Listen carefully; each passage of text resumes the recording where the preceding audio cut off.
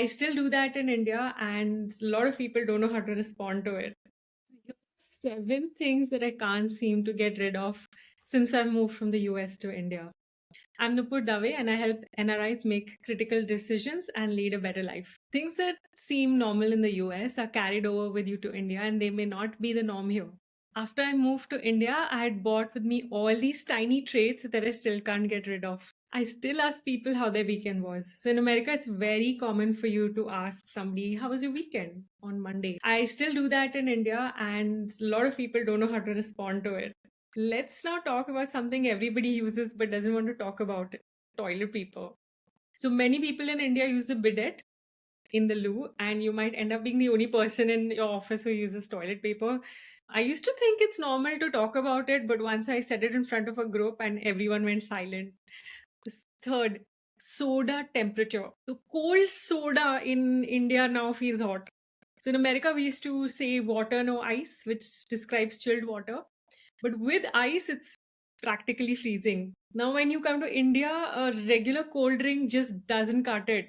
So you might find yourself asking, is this even cold? Also, the bottle sizes in India are actually in the rest of the world are much smaller than American sizes. So American soda now seems big, but you get used to it. Fourth, car side confusion. So this one's a classic. In India, the driver's side is on the right, but in America, it's on the left. And often when in India, I find myself walking to the other side of the door and suddenly remembering that, oh, wait, it's not my side, it's the driver's side. It's so ingrained that it can lead to some funny moments, especially when both people entering the car go to the driver's side.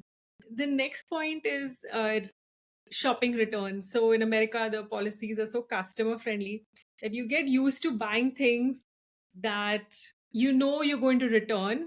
So you feel safer buying it. But in India, it isn't that easy. Once you buy it, it's yours. Online stores are changing it like Myntra and Amazon, but I did do this in like a Nykaa Lux store. I think I bought a MAC foundation and they sold me something that was too bright for my skin. It was 3,000 rupees, and then I later realized that it was not refundable. The next point is door opening. So in America, people keep doors open for you, especially if you're a woman. Uh, in India, if you keep the door open for someone, you'll be standing forever. First of all, it's not in the culture, and then there are so many people in India who will keep standing there only. I still keep the door open, and I found that people start rushing to make it because it's not culturally understood that you can take your time to reach there. The next point is ordering your bill. So in America, you say check please, but in India, you say bill. So I keep getting confused, and I end up just making a signature in the air, and I mouth check.